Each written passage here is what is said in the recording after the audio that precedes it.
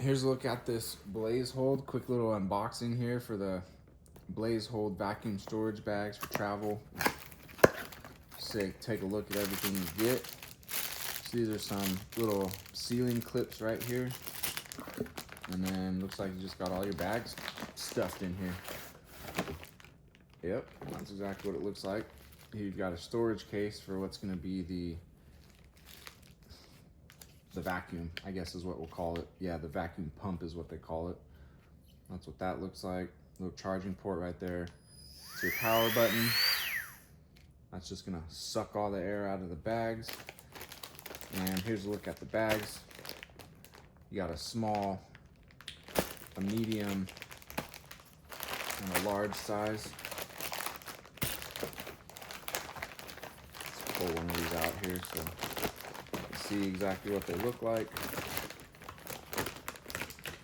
There's a look at them right there. Here's a look at the other side.